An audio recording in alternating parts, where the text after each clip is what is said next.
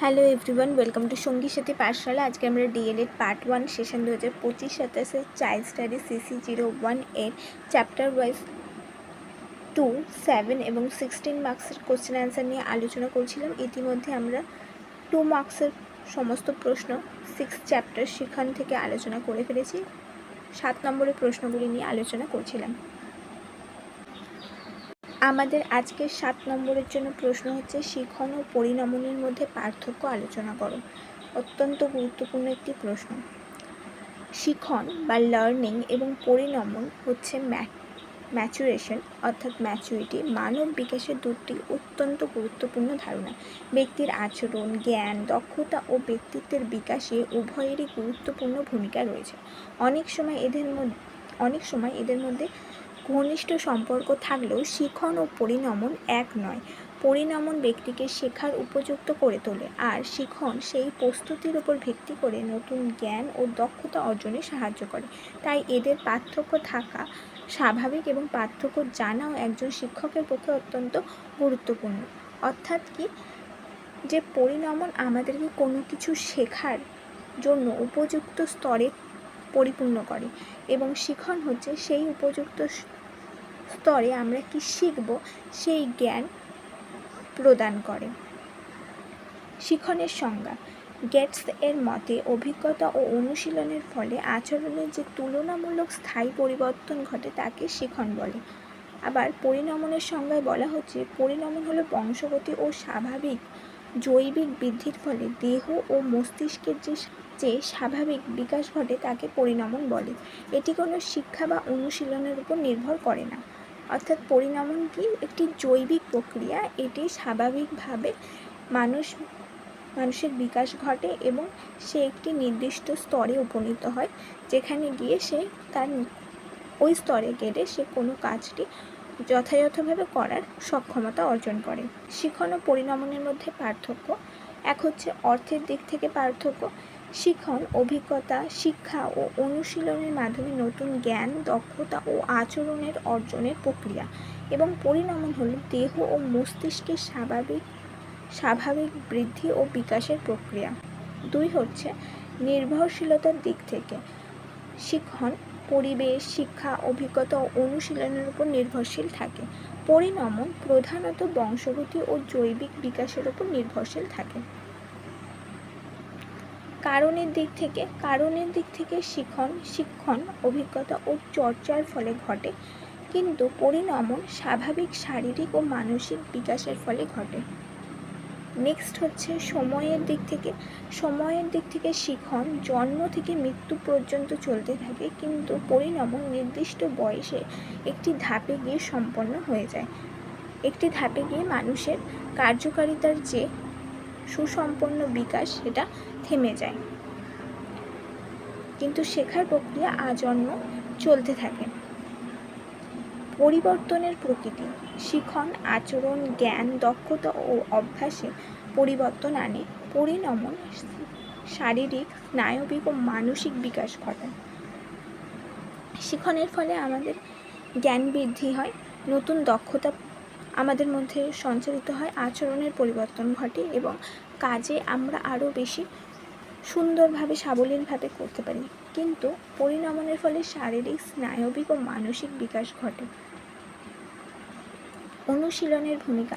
শিখন নিয়মিত অনুশীলন শিখনকে আরও কার্যকর করে তোলে, কিন্তু পরিণমন অনুশীলন ছাড়াই স্বাভাবিকভাবে ঘটে। শিখন ও পরিণমনে পরিবেশের ভূমিকা।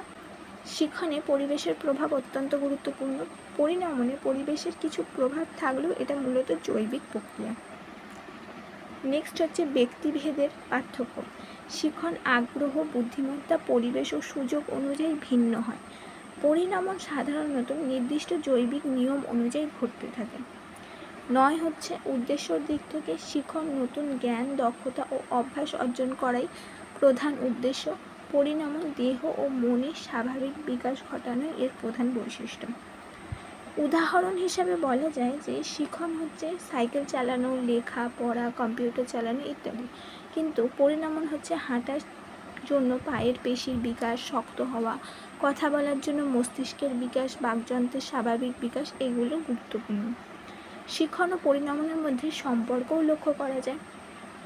এক হচ্ছে পরিণমন শিখনের ভিত্তি তৈরি করে। পরিণমন হলে তবে আমরা কোনো একটি বিষয় শেখার উপযোগী হয়ে ওঠে। দুই হচ্ছে যথাযথ পরিণমন ছাড়া কোনো বিষয় শেখা সম্ভব নয়, অর্থাৎ একটা নির্দিষ্ট বয়সে গিয়েই একটা শিশু কলম ধরা বা পেন্সিল ধরাতে সক্ষম হয়ে ওঠে, তার আগে সে সেটা করতে পারে না। তিন হচ্ছে শিখন পরিণমনের বিকাশকে আরও কার্যকর করে। চার হচ্ছে উভয়ই ব্যক্তিত্ব বিকাশে গুরুত্বপূর্ণ ভূমিকা পালন করে। পাঁচ হচ্ছে শিক্ষা কার্যকর করতে শিখন ও পরিণমন দুইয়ের সমন্বয় প্রয়োজন। এরপরে আমরা দেখব শিখনের শিক্ষাগত গুরুত্ব কী। এক হচ্ছে জ্ঞান ও দক্ষতা অর্জনে সহায়তা করে। শিখনের মাধ্যমে শিক্ষার্থী নতুন জ্ঞান, দক্ষতা ও অভিজ্ঞতা অর্জন করে, ফলে তার শিক্ষার ভিত্তি আরও মজবুত হয়। দুই হচ্ছে আচরণের ইতিবাচক পরিবর্তন আনে। শিখনের মাধ্যমে ভালো অভ্যাস, শৃঙ্খলা ও নৈতিক মূল্যবোধ গড়ে ওঠে, এতে শিক্ষার্থীর আচরণ সমাজ উপযোগী হয়। তিন হচ্ছে সমস্যার সমাধানের ক্ষমতা বৃদ্ধি করে। শিখন শিক্ষার্থীর চিন্তাশক্তি ও যুক্তিবোধের বিকাশ ঘটায়, ফলে সে বিভিন্ন সমস্যার কার্যকর সমাধান করতে পারে। চার হচ্ছে আত্মবিশ্বাস ও সৃজনশীলতা বৃদ্ধি করে। নতুন বিষয় শেখার মাধ্যমে শিক্ষার্থী আত্মবিশ্বাস বাড়ে, একই সঙ্গে সৃজনশীল চিন্তা ও উদ্ভাবনী ক্ষমতারও বিকাশ ঘটে। পাঁচ হচ্ছে সমাজের সঙ্গে মানিয়ে চলতে সাহায্য করে। শিখনের মাধ্যমে ব্যক্তি সামাজিক নিয়ম, মূল্যবোধ ও দায়িত্ব সম্পর্কে সচেতন হয়, ফলে সে সমাজে সুষ্ঠুভাবে বসবাস করতে পারে। সামাজিক নিয়মগুলি সে জানলে, সেগুলো মেনে চলতে শিখলে, তাহলে সে অতি সহজে সমাজের উপযোগী হয়ে ওঠে। ছয় হচ্ছে ব্যক্তিত্বের সর্বাঙ্গীন বিকাশ ঘটায়। শিখন ব্যক্তির বুদ্ধিবৃত্তিক, মানসিক, নৈতিক ও সামাজিক বিকাশে গুরুত্বপূর্ণ ভূমিকা পালন করে। এর ফলে একজন আদর্শ নাগরিক হিসাবে গড়ে ওঠা সম্ভব হয়। এরপরে হচ্ছে আমাদের পরিণমনের শিক্ষাগত গুরুত্ব। এক হচ্ছে শিখনের জন্য প্রস্তুতি সৃষ্টি করে। পরিণমন শিক্ষার্থীকে নতুন বিষয় শেখার জন্য শারীরিক ও মানসিকভাবে প্রস্তুত করে। পর্যাপ্ত পরিণমন ছাড়া কার্যকরী শিখন সম্ভব হয় না। দুই হচ্ছে উপযুক্ত শিক্ষণ পদ্ধতি নির্বাচন করতে সাহায্য করে। পরিণমনের স্তর অনুযায়ী শিক্ষক পাঠদান করলে শিক্ষার্থীরা সহজে বিষয়টি বুঝতে পারে, এতে শিখন প্রক্রিয়া আরও কার্যকর হয়। তিন হচ্ছে পাঠ্য বিষয় নির্বাচন সহজ হয়। শিক্ষার্থীর বয়স ও পরিণমন অনুযায়ী পাঠ্য বিষয় নির্বাচন করা যায়, ফলে শিক্ষার্থীর সামর্থ্যের সঙ্গে সামঞ্জস্যপূর্ণ হয়। চার হচ্ছে ব্যক্তিগত পার্থক্য বুঝতে সাহায্য করে। সব শিক্ষার্থীর পরিণমনের গতি সমান নয়, এই বিষয়টি শিক্ষককে বুঝতে হবে এবং এই বিষয়টি বোঝার ফলে তিনি শিক্ষার্থীর ওপর বিষয়টি উপযুক্তভাবে প্রয়োগ করতে পারবেন এবং তাকে শিক্ষার জন্য যথাযথভাবে উপযোগী করে তুলতে পারবেন। তাকে তিরস্কার না করে, তাকে নিরুৎসাহী না করে, তাকে উৎসাহিত করে তাকে তার সেই স্তরে পৌঁছানোর জন্য সাহায্য করতে পারবেন। পাঁচ হচ্ছে অযথা মানসিক চাপ কমায়। পরিণমন সম্পূর্ণ হওয়ার আগে কঠিন বিষয় শেখানোর চেষ্টা করলে শিক্ষার্থীর হতাশা আসতে পারে যে সে সেটা পারছে না, তাই পরিণমন অনুযায়ী শিক্ষা দিলে অপ্রয়োজনীয় চাপ এড়ানো যায়।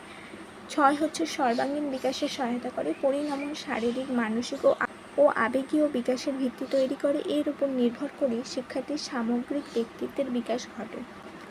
উপসংহারে বলা যায় যে শিখন ও পরিণমন দুটি পৃথক বিষয় হলেও পরস্পর পরিপূরক প্রক্রিয়া। পরিণমন ব্যক্তিকে শেখার জন্য প্রস্তুত করে, আর শিখন সেই প্রস্তুতির ভিত্তিতে জ্ঞান, দক্ষতা, আচরণের বিকাশ ঘটায়। তাই একজন শিক্ষককে শিক্ষার্থীর পরিণমনের স্তর বিবেচনা করে শিক্ষণ কার্য পরিচালনা করতে হবে। এর ফলে শিখন হবে সহজ, অর্থবহ, স্থায়ী এবং শিক্ষার্থীর সর্বাঙ্গীন বিকাশ নিশ্চিত হবে।